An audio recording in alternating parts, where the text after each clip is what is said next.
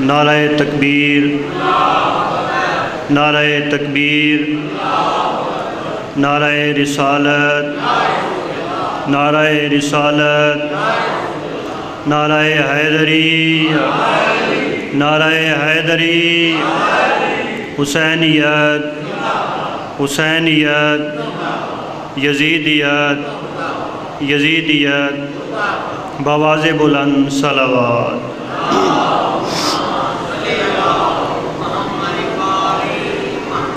بسم اللہ الرحمن الرحیم، الحمد للہ والصلاۃ علی آلہ، اما بعد، بسم اللہ الرحمن الرحیم، یا ایھا الذین آمنوا اتقوا اللہ وکونوا مع الصادقین۔ صلوات پڑھیے بلند آواز سے۔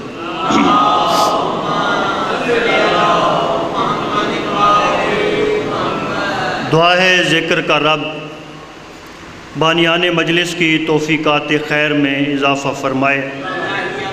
جتنے سنی شیعہ صاحبان اس ذکر پاک میں حاضر ہیں، مالک سب کی حاجات پوری فرمائے۔ جن مرحومین کی بلندی درجات کے لیے اس ذکر پاک کا انعقاد ہوا ہے، مالک سب کے درجات بلند فرمائے۔ قبولیت عبادت کے لیے، دعاؤں کی مستجابی کے لیے بآواز بلند صلوات۔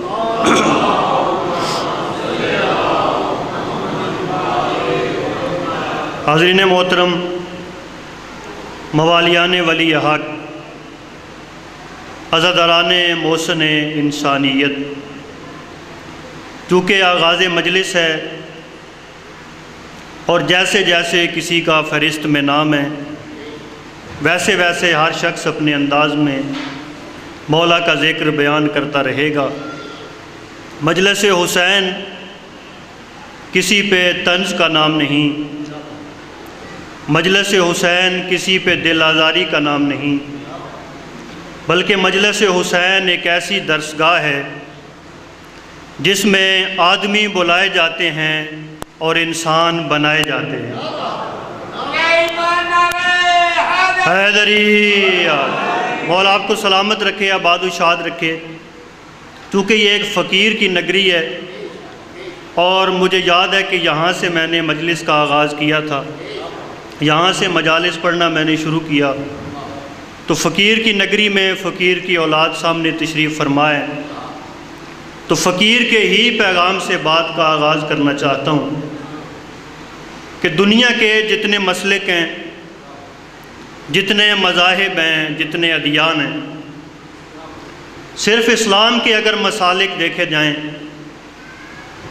اگر دین کی سمجھ لینی ہو، شاہ جی دین کے بارے میں کچھ پوچھنا ہو، اگر آپ شیعہ علماء کے پاس چلے جائیں، شیعہ مولویوں سے سوال کریں کہ دین کیا ہے، تو وہ کہیں گے کہ دین صرف ہمارے پاس ہے۔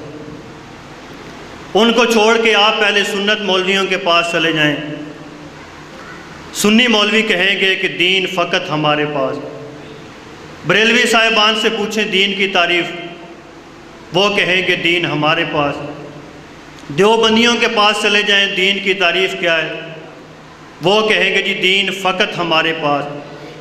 ہر مکتبہ فکر کے مولوی سے میں نے یہ سوال کیا دین کی تعریف کیا ہے، ہر مکتبہ فکر کے مولوی نے کہا دین فقط میرے پاس، دین فقط میرے پاس، دین فقط میرے پاس۔ میں نے فقیر سے سوال کیا دین کی تعریف، فقیر نے مسکرا کے فرمایا دین یست حسین۔ حیدری، تو دین کو مالک نے پہنچایا، پھر دین کے احکام قرآن حکیم میں موجود ہیں۔ اگر دین کو آپ پڑھنا چاہیں کہ دین کیا ہے، تو قرآن کی تعلیمات کافی ہیں، اور اگر دین کو چلتے پھرتے دیکھنا چاہیں، دین کو پریکٹیکل انداز میں دیکھنا چاہیں، تو آل محمد کا گھرانہ موجود ہے۔ اور گھرانہ کیسا ہے شاہ جی کہ باقی جتنے انبیاء تشریف لائے، سرکار آدم نے اپنا تعارف کروایا۔ اگر سرکار آدم سے پوچھا جائے سرکار آپ کا تعارف کیا ہے، سرکار فرمائیں گے میں آدم، یہ میرا بیٹا حابیل، یہ میرا بیٹا قابیل۔ سرکار نوح سے پوچھا جائے آپ کا تعارف، سرکار فرمائیں گے میں نوح، یہ میرا بیٹا جو مجھے چھوڑ کے چلا گیا۔ سرکار ابراہیم سے پوچھا جائے سرکار آپ کا تعارف، تو سرکار فرمائیں گے میں ابراہیم، یہ میرا بیٹا اسماعیل۔ سرکار موسیٰ سے پوچھا جائے آپ کا تعارف کیا ہے، سرکار فرمائیں گے میں یہ ہوں، میرے وارثان یہ ہیں۔ جتنے انبیاء آتے گئے سب سے پوچھا سرکار آپ کا تعارف کیا ہے، ہر نبی نے فرمایا میں یہ، میرا بیٹا یہ، میں یہ، میرا بیٹا یہ۔ واحد ہستی سرکار دو عالم کی ہے، سب نے مل کے پوچھا سرکار آپ کا تعارف کیا ہے، فرمایا میں بھی محمد ہوں، میرے بیٹے بھی محمد ہیں۔ یہ واحد گھرانہ ہے، واحد رسول ہیں۔ تو سرکار پہ کتاب نازل ہوئی جسے قرآن کہتے ہیں، اسی قرآن حکیم کی یہ ایک آیہ مجیدہ آپ کے سامنے تلاوت کرنے کی عزت حاصل کی ہے۔ میں نے ثواب کا لفظ استعمال نہیں کیا، عزت کا لفظ استعمال کیا ہے۔ وہ اس لیے کہ جب بندہ گھر سے مجلس میں آنے کا ارادہ کرے ثواب اسی وقت مل جایا کرتا ہے، یہاں آ کے پھر مومن کے درجات بلند ہوتے ہیں، مومن کی عزت میں اضافہ ہوتا ہے۔ قرآن حکیم کی بڑی مشہور و معروف آیہ مجیدہ آپ کے سامنے پڑھی ہے، جس میں مالک فرما رہے ہیں ایمان والو، یا ایھا الذین آمنوا اتقوا اللہ، اے ایمان والو تقوی اختیار کرو، وَكُونُوا مَعَ الصَّادِقِينَ، اور سچوں کے ساتھ ہو جاؤ۔ مالک نے صرف شیعوں سے خطاب نہیں فرمایا، صرف سنیوں سے خطاب نہیں کیا، اہل حدیثوں سے خطاب نہیں کیا، پوری انسانیت کو مالک یہ پیغام دے رہا ہے کہ تقوی اختیار کرو، وَكُونُوا مَعَ الصَّادِقِينَ، اور سچوں کے ساتھ ہو جاؤ۔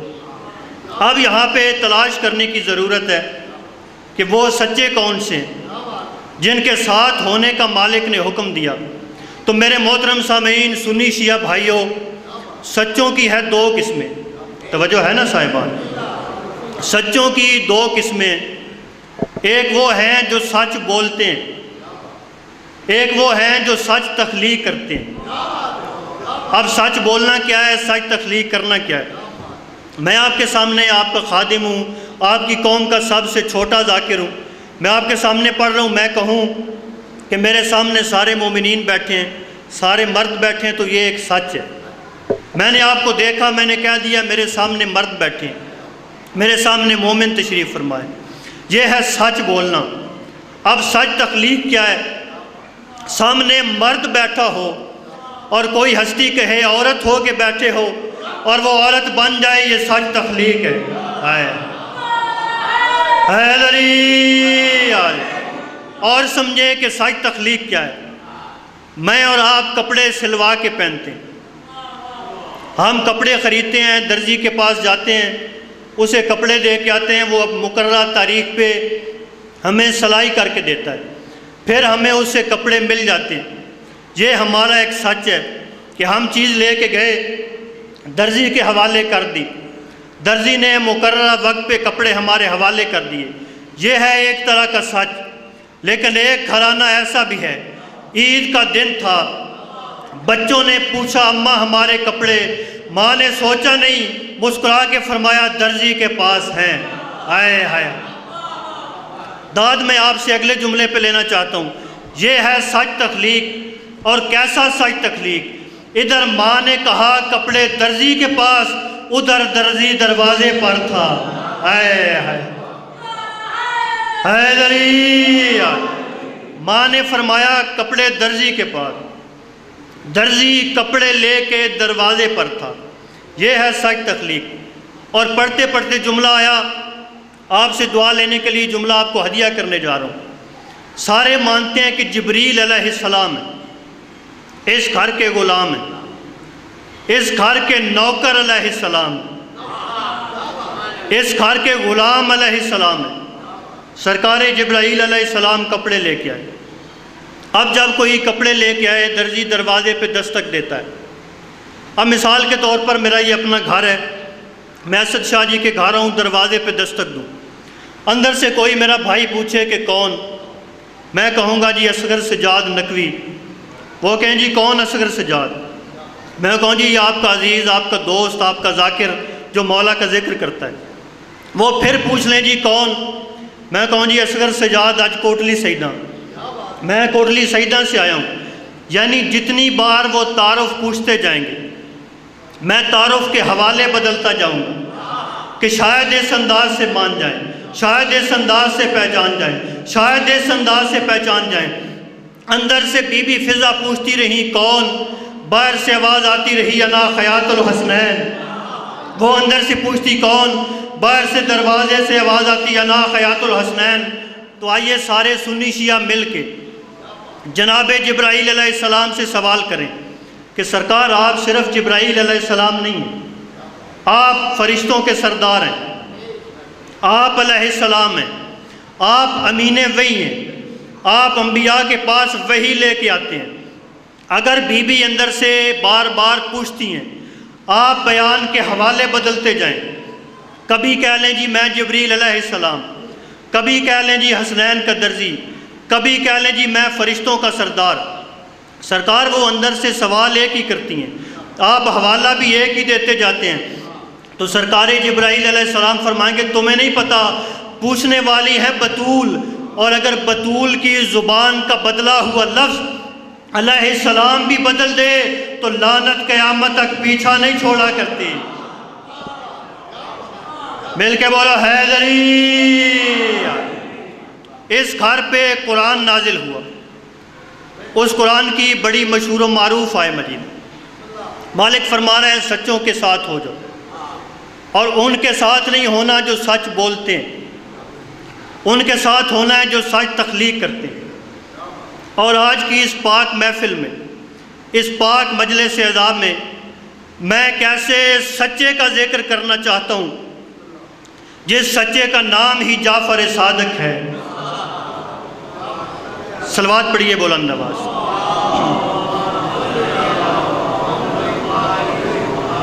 کیونکہ جعفری سادات میرے سامنے تشریف فرمائے اور ہماری مذہب کی نسبت ہی امام سے، دین ہمارا وہ ہے جو سرکار دو عالم نے پہنچایا، فرمان وہ جو حسنین کے نانا نے پہنچایا، لیکن ہماری پہچان ہے جی جعفری ہے۔ کہیں بھی جائیں کون جی جعفری، شیعہ ہم علی کے ہیں، کلمہ گو ہم سرکار دو عالم کے ہیں، لیکن پہچان ہماری اس امام سے ہے جن کا نام ہی جعفر صادق ہے، جس امام کی وجہ سے ہمیں جعفری کہا جاتا ہے۔ تو میرا دل چاہتا ہے آج کی اس مجلس میں سرکار کا ذکر کیا جائے۔ ہمارے جتنے ائمہ گزرے ہیں، توجہ ہے نا صاحبان، جتنے ہمارے امام ہیں سب کی اگر آپ سیرت کی کتابیں پڑھیں تو سارے محمد ہیں، سارے علی ہیں۔ ہر امام کے پاس لوگ آ کے دین کا درس لیتے رہے، اور ہر امام کا اپنا ایک انداز تھا زمانے کے حساب سے، جیسا وقت ہوتا تھا امام ویسی ہی تبلیغ کیا کرتے تھے۔ لیکن ائمہ میں واحد امام ہے صادق آل محمد، جن کے 4000 شاگردان ہیں، ایک دو نہیں، کم سے کم 4000 شاگردان ہیں جن کا ذکر کتابوں میں موجود ہے۔ اور میں آج کی مجلس میں اپنے امام کے کچھ شاگردان کا ذکر کرنا چاہتا ہوں۔ میرے امام کے ایک شاگرد ہیں جن کا نام ہے جابر بن حیان، جو اسکول میں گئے انہیں معلوم ہے جابر بن حیان۔ میٹرک میں جب کیمسٹری پڑھائی جاتی ہے شاہ جی، تو اس وقت پڑھایا جاتا ہے کہ جابر بن حیان جدید کیمسٹری کے بانی ہیں، قدیم کیمسٹری کے نہیں، جدید کیمسٹری کے بانی ہیں۔ کیمسٹری کے قوانین انہوں نے دیے 1400 سال پہلے، 1400 سال پہلے قوانین دیے، اور سیکھے کس سے؟ صادق آل محمد سے۔ اور ایک شخص نے جابر بن حیان سے پوچھا تھا، انہیں پوچھا سرکار آپ چھٹے امام کے شاگرد ہیں، کئی سال امام کے پاس آپ جا کے علم حاصل کرتے رہے، امام سے درس لیتے رہے، آپ نے امام سے کون سی کتاب پڑھی؟ توجہ صاحبان، جابر بن حیان سے بندے نے سوال کیا آپ نے کون سی کتاب پڑھی؟ صادق آل محمد سے درس کیسے لیا؟ جابر بن حیان نے مسکرا کے فرمایا میں نے کوئی کتاب نہیں پڑھی۔ بندہ بڑا پریشان ہوا، کہنے لگا جی آپ جدید کیمسٹری کے بانی، صادق آل محمد کے شاگرد، ان سے اگر کوئی کتاب نہیں پڑھی تو مولا سے علم حاصل کیسے کیا؟ جب بندے نے کہا نا کتاب نہیں پڑھی علم حاصل کیسے کیا، تو سرکار نے مسکرا کے فرمایا میں نے کتاب کوئی نہیں پڑھی، میں تو 15 سال بطول کے بیٹے کے سامنے ادب سے چپ کر کے بیٹھا رہا ہوں۔ ہائے ہائے، میں تو 15 سال چپ کر کے ادب سے بیٹھا رہا ہوں۔ تو امام نے دل پر علم نازل کر دیا۔ اور ابھی میں عرض کروں گا کہ دل پہ علم نازل کیسے ہوتا ہے۔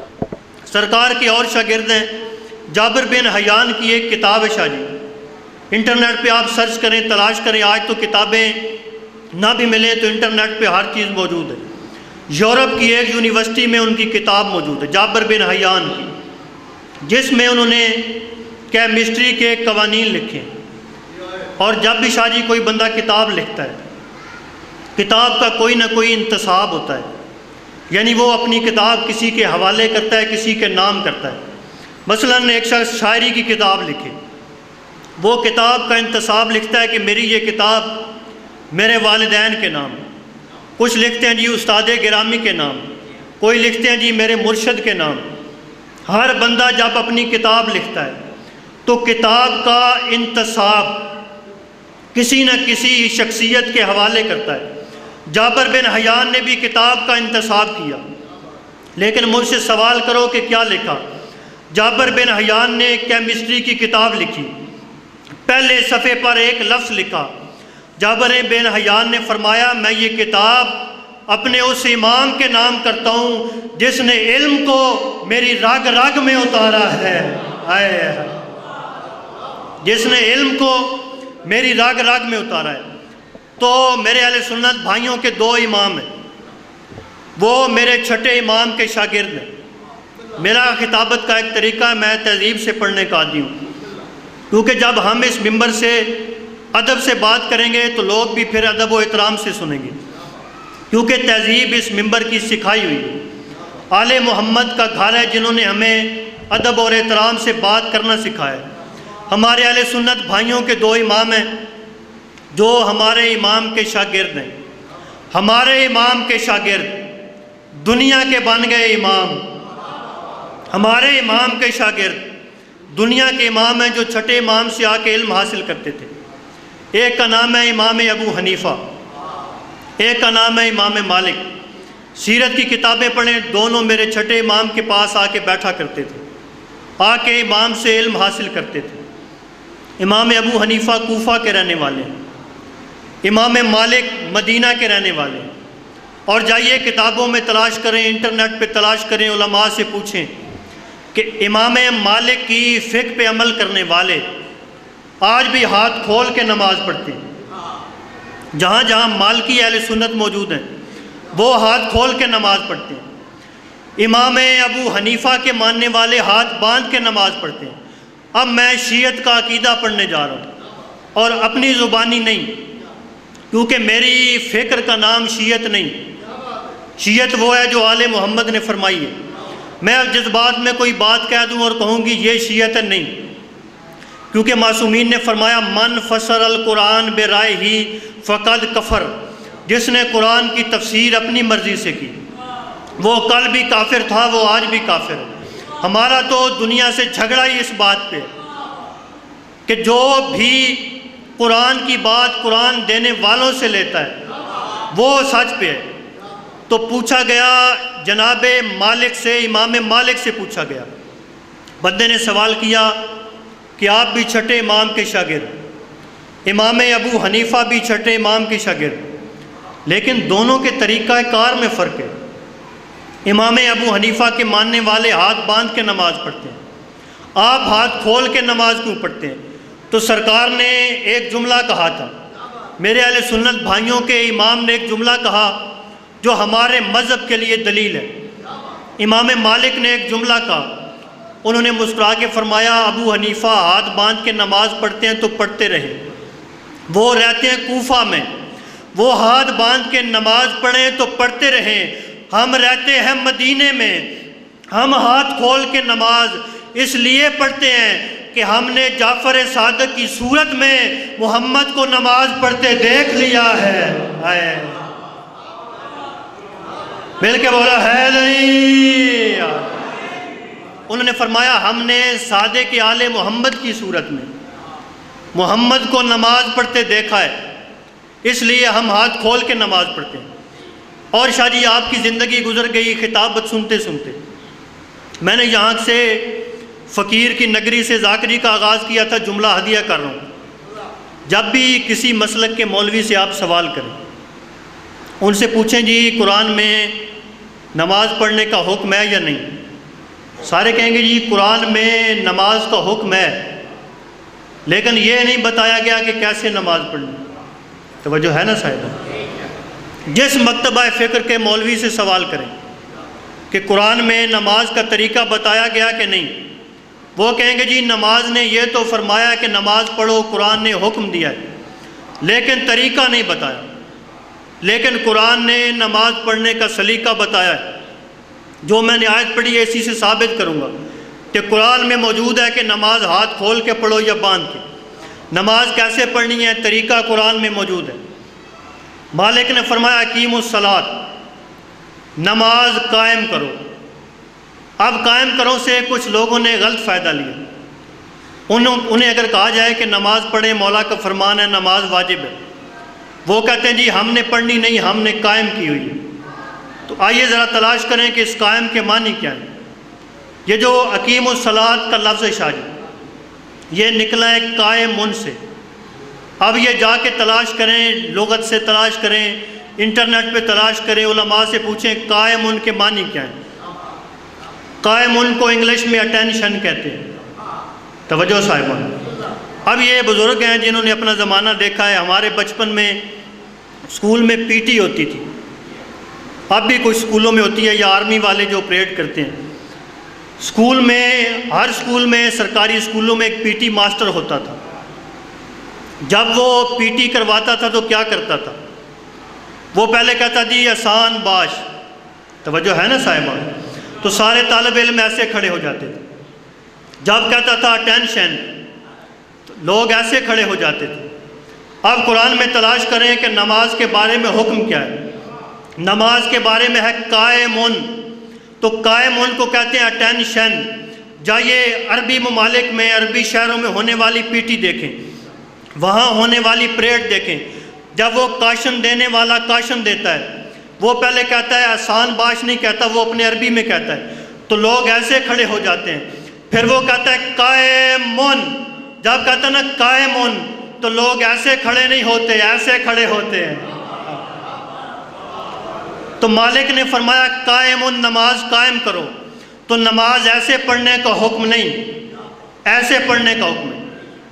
تو یہ جو دنیا کے امام ہیں، ہمارے امام کے شاگرد، جن میں ابو حنیفہ بھی ہیں، امام مالک بھی ہیں، میرے چھٹے امام کے ایک شاگرد ہیں جن کا میں ذکر کر چکا، جابر بن حیان۔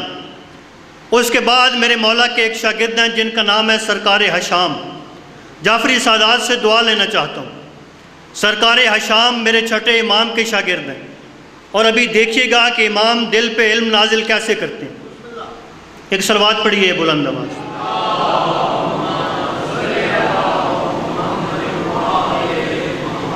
ایک اور صلوات پڑھیے بلند آواز۔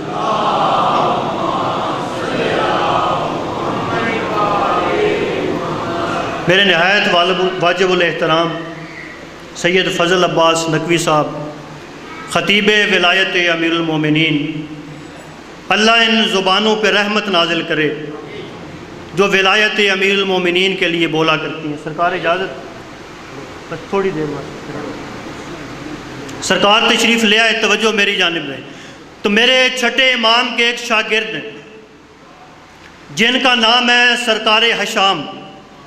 وہ ظاہراً 17 یا 18 سال کے تھے، توجہ میری جانب رہے، ظاہراً 17 یا 18 سال کے۔ قبلہ سے پوچھئے گا، تصدیق کروائیے گا۔ صادق آل محمد کا ایک فرمان ہے کہ جب بھی ہمارا دشمن ہمارے بارے میں کوئی بات کرے تم اٹھ کے بولو، ہم تمہیں لفظ عطا فرمائیں گے۔ دیکھنا مالک اپنے حق میں بولنے والے کو لفظ کیسے عطا کرتے ہیں۔ سرکار حشام ظاہراً 17 یا 18 سال کے تھے۔ علم میرے مولا نے عطا فرمایا تھا، کیونکہ علم کا عمر سے کوئی تعلق نہیں ہے۔ سرکار ایک بار شام کے علاقے میں گئے، ایک مسجد کے باہر سے گزر رہے تھے۔ وہاں ایک مولوی تھا جس کا نام ہے عمر بن عبید۔ وہ مسجد میں بیٹھ کے تقریر کر رہا تھا، اور تقریر کیا کر رہا تھا؟ وہ سامنے بیٹھے ہوئے اسے کہہ رہا تھی جی شیعوں کے جو امام ہیں میں ان کی ایک بات نہیں مانتا۔ لوگوں نے پوچھا جی کون سی بات نہیں مانتا؟ کہنے لگا جی وہ جو کہتے ہیں نا امام اللہ بناتا ہے، میں ان کی اس بات کو نہیں مانتا۔ اس کے بعد اس نے ایک بات کی، کہنے لگا سلونی سلونی، جو پوچھنا چاہتے ہو مجھ سے پوچھو۔ سرکار حشام کھڑے ہو کے مسکرائے۔ میں بتاؤں کہ اس بات کے مسکرائے؟ سرکار حشام اس بات پہ مسکرائے کہ یہ بیٹا بھی ابو طالب کا نہیں اور دعویٰ بھی سلونی سلونی کا کرتا ہے۔ آئے ہائے! جب اس نے کہا نا سلونی سلونی، جو پوچھنا چاہتے ہو پوچھو، سرکار حشام محفل میں تشریف لائے۔ سرکار حشام کھڑے ہو گئے۔ مولوی نے کہا جی جو پوچھنا چاہتے ہو مجھ سے پوچھو۔ دمہ تو ثاقبہ میں واقعہ موجود ہے۔ سرکار کھڑے ہو گئے، فرمایا میں تم سے باتیں کرنا چاہتا ہوں، میں کچھ سوال کرنا چاہتا ہوں۔ مولوی کہنے لگا بچے جو پوچھنا چاہتا ہے پوچھ، دیکھنا مولا لفظ کیسے عطا کرتے ہیں۔ اس نے کہا جی بچے جو پوچھنا چاہے پوچھ۔ سرکار نے فرمایا ہماری ایک شرط ہوگی۔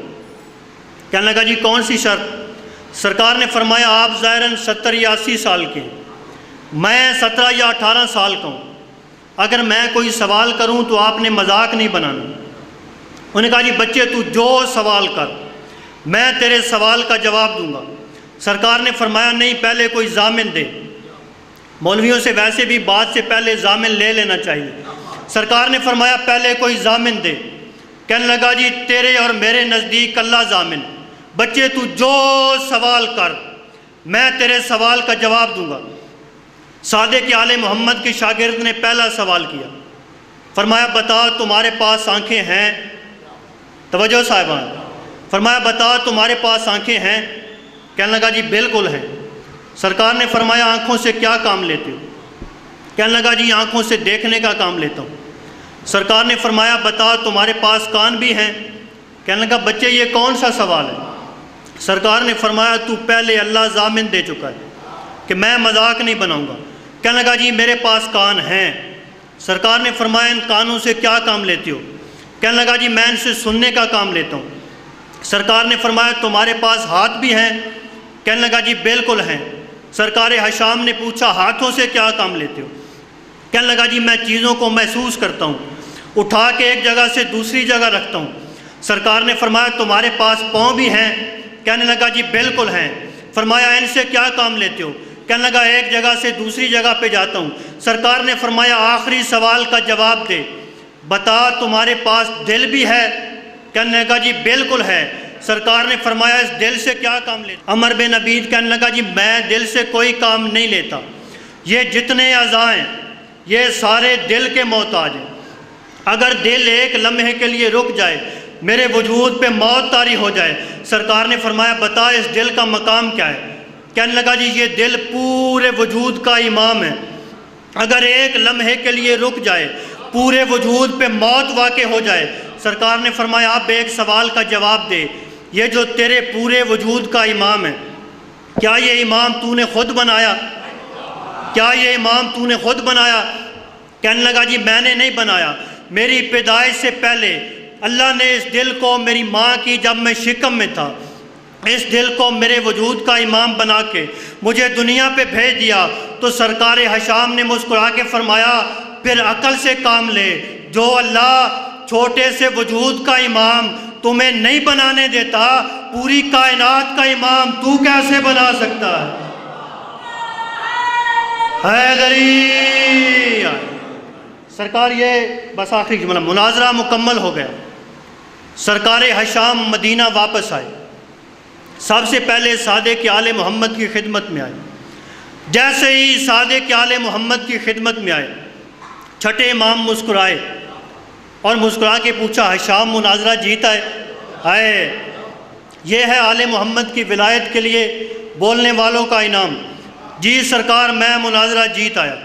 سرکار نے پوچھا حشام یہ جو تو نے مولوی سے سوالات کیے یہ تو نے کون سی کتاب میں پڑھے؟ دیکھنا آل محمد اپنے حق میں بولنے والوں کو نوازتے کیسے؟ سرکار نے پوچھا سرکار یہ کون سی کتاب میں پڑھے؟ ہشام کہنے لگے سرکار میں نے کسی کتاب میں نہیں پڑھے، سرکار میں تو اٹھ کے بولتا گیا، لفظ میری زبان سے جاری ہوتے گئے۔ مولا فرماتے ہیں جاری ہوتے نہیں گئے، ہم نے تمہارے دل پہ نازل کر دیے تھے۔ اس کے بعد مولا نے اپنی عبا مبارک اتاری، بلا تشبیہ ہشام کے کندھے پہ رکھی، ہشام کے کندھے پہ رکھ کے فرمایا ہشام یہ مناظرہ جیتنے کا انعام ہے۔ جب فرمایا نا مناظرہ جیتنے کا انعام ہے، سرکار ہشام نے ہاتھ جوڑے، کہنے لگے سرکار میں غیر معصوم، میں معصوم کا لباس نہیں پہن سکتا، میں آپ کی عبا نہیں اٹھا سکتا۔ سرکار نے فرمایا لے جاؤ ہماری طرف سے مناظرہ جیتنے کا انعام ہے، اسے گھر میں رکھ لینا، یہ قدم قدم پر تمہارے علم میں اضافہ کرتی رہے گی۔ مل کے بولا حیدری۔ بس ایک جملہ ذکر مصائب، ممبر اپنے واجب الاحترام کے حوالے۔ اگر ساری دنیا ابو طالب کے بیٹوں کی عزت پہچان جاتی تو کبھی علی کی بیٹیاں زخمی نہ ہوتی۔ جعفری سادات تشریف فرمائے، فقیر کی نگری میں کھڑا ہوں، میرے بعد بہت بڑی شخصیت تشریف فرمائے، ان کی موجودگی میں دنیا کو اپنے رونے کی وجہ بتا رہا ہوں۔ لوگ ہم سے سوال کرتے ہیں شیعہ ہر سال محرم میں بلکہ پورا سال مجالس میں اپنی مائیں بیٹیاں بہنیں ساتھ لا کے مٹی پہ بیٹھ کو حسین کو روتے کیوں ہیں؟ میرے سنی بھائیوں تو میں رونے کی وجہ بتا رہا ہوں، ہمارے رونے کی صرف ایک وجہ ہے کہ معراج کے سفر میں اللہ جس کی نالین نہیں اترواتا اسی کی بیٹی بغیر چادر کے شام کے بازار سے گزری۔ عزادارو آج 2 سفر ہے، آج دوسرا دن ہے، علی کی بیٹیاں شام کے بازار میں ہیں۔ ہر شام علی کی بیٹیوں کے لیے بڑی مشکل تھی، اگر وہ شام غریبہ میں آئی تو بڑی مشکل، اگر کوفہ میں آئی تو بڑی مشکل، راستے میں کسی منزل میں آئی تو بڑی مشکل، لیکن ایک شام علی کی بیٹیوں کے لیے سب سے بڑی مشکل تھی۔ میں بتاؤں وہ کون سی شام تھی؟ جب بیٹیاں علی کی دربار یزید کا، ہائے ہائے سید زادو مٹی پہ بیٹھ کے حسین کو رونے والوں، رونے کے لیے ایک ہی لفظ کافی ہے، بیٹیاں علی کی دربار یزید کا۔ اس کے بعد ایک اعلان ہو گیا کہ شام والوں دربار والوں پردہ کرو، یزید کی بیوی اور بیٹی دربار میں آنے والی ہیں۔ جتنی میری مائیں بہنیں بیٹیاں پردے میں بیٹھی ہیں ان کے لیے لفظ کہنا چاہتا ہوں، یزید کی بیوی اور بیٹی کے لیے پردہ بن گیا۔ جن کے نام پہ پردہ بنا تھا وہ ہاتھوں میں رسیاں پہن کے کھڑی تھیں۔ عزادارو یزید کی بیوی اور بیٹی دربار میں داخل ہوئیں۔ اس کی بیوی جس کا نام ہے ہند، یہ چلتی چلتی علی کی بیٹیوں کی طرف چلی گئی، لیکن اس کی چند سال کی بیٹی ہے جس کا نام ہے رملہ، وہ کسی اور طرف نہیں گئی۔ سادات مجھ سے سوال کرو وہ کہاں گئی؟ عزادارو وہ چلتی چلتی وہاں آئی جہاں 3.5 سال کا عصمت کا قرآن کھڑا تھا، جہاں حسین کے سینے کا تعویذ کھڑا تھا۔ رملہ سیدہ سکینہ کے سامنے آ کے کہتی ہے چھوٹی قیدن، مصائب کے لیے یہی لفظ کافی ہے۔ یزید کی بیٹی نے حسین کی بیٹی سے کہا چھوٹی قیدن ذرا اپنا تعارف کروا۔ بی بی فرماتی ہیں میں کائنات کے بادشاہ کی بیٹی ہوں۔ عزادارو جب کہا نا میں کائنات کے بادشاہ کی بیٹی ہوں، رملہ آواز دے کے کہتی ہے چھوٹی قیدن جو بادشاہوں کی بیٹیاں ہوتی ہیں ان کے کانوں میں قیمتی در ہوتے ہیں، میں بادشاہ کی بیٹی ہوں، یہ دیکھ میرے کانوں میں قیمتی در ہیں۔ جب کہا نا میں بادشاہ کی بیٹی ہوں میرے کانوں میں قیمتی در ہیں، ماتمی نوجوانوں سکینہ آواز دے کے کہتی ہے رملہ یہ جو در تیرے کانوں میں ہیں یہ تیرے نہیں، مجھے بابا نے عید پہ منگوا کے دیے تھے۔ جب کہا نا مجھے بابا نے عید پہ منگوا کے دیے تھے۔ رملہ آواز دے کے کہتی ہے چھوٹی قیدن جب بھی بندہ کسی چیز کی ملکیت کا دعویٰ کرتا ہے کسی چیز کے مالک ہونے کا دعویٰ کرتا ہے تو وہ کوئی نہ کوئی نشانی بتاتا ہے۔ تو نے در کے مالک ہونے کا دعویٰ کیا، کوئی نہ کوئی نشانی بتا۔ اگر در تیرے ہوئے میں تیرے در واپس کر دوں گی۔ عزادار جاپان دروں کی نشانی بتا۔ سکینہ آواز دے کے کہتی ہے رملہ ذرا در اتار کے دیکھ، اگر لہو لگا ہے تو میرے ہیں، اگر لہو نہیں لگا تو تیرے ہیں۔ رملہ آواز دے کے کہتی ہے چھوٹی قیدن میں نے کئی بار در اتار کے دیکھے، ان پہ بڑا عجیب خون ہے جو کئی بار دھونے سے نہیں اترا۔ سکینہ فرماتی ہے تو قیامت تک دھوتی رہ، یہ خون قیامت تک نہیں اترے گا۔ عزادار رملہ نے در اتارے، آخری جملہ ذکر مصائب کا، در اتار کے سکینہ کے حوالے کیے۔ آواز دے کے کہتی ہے چھوٹی قیدن تیری نشانی پوری ہو گئی، تو دور اپنے پاس رکھ لے۔ سکینہ آواز دے کے کہتی ہے اب تو دور اپنے پاس رکھ۔ جب کہا نا دور تو اپنے پاس رکھ۔ رملہ آواز دے کے کہتی ہے قیدن جب بھی کوئی بندہ چیز کی ملکیت کا دعویٰ کرتا ہے، اگر وہ نشانی پوری ہو جائے نا اپنی چیز واپس لے لیتا ہے۔ تیری نشانی پوری ہو گئی، تو اپنے دور واپس کیوں نہیں لیتی؟ سکینہ آواز دے کے کہتی ہے رملہ میری ایک مجبوری ہے۔ یہ آواز دے کے کہتی ہے اپنی مجبوری بتا۔ جب کہا اپنی مجبوری بتا، سکینہ آواز دے کے کہتی ہے رملہ اب میرے کانوں میں دور پہننے کی جگہ باقی نہیں رہی، کنڈے بند تھے، ظالم نے کانوں سے دور کھینچے۔ اللہ اللہ